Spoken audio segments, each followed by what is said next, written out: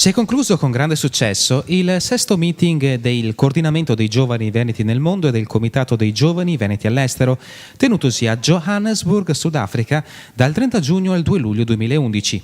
In rappresentanza dell'Associazione Bellunesi nel Mondo era presente Marco Crepaz. Organizzato in modo esemplare dall'Advisa, presieduta dall'architetto Vasco Rader, il meeting ha messo in discussione progetti per consolidare il rapporto tra le giovani generazioni ed il futuro dell'associazionismo dedicato all'immigrazione veneta.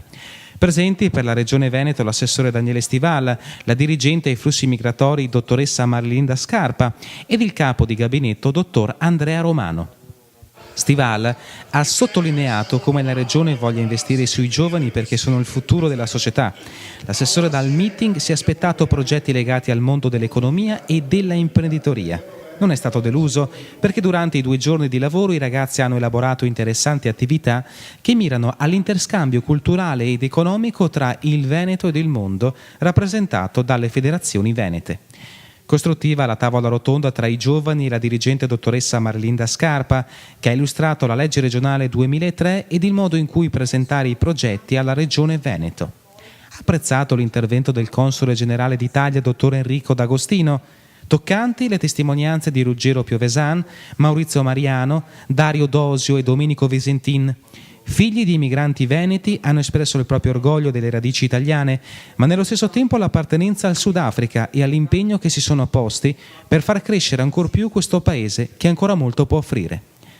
Le attività del meeting si sono svolte presso il club italiano di Johannesburg e non è mancata l'accoglienza e l'ospitalità degli italiani presenti. Sabato 2 luglio il coordinatore dei giovani in rappresentanza delle associazioni venete, Marco Di Lello, e la coordinatrice dei giovani in rappresentanza delle federazioni venete, Antonella Serafin, hanno presentato all'assessore Stival il documento conclusivo e gli atti del meeting. Stival, nel suo intervento finale, oltre che ringraziare per l'esemplare organizzazione di Advisa, ha portato la sua soddisfazione per i progetti presentati.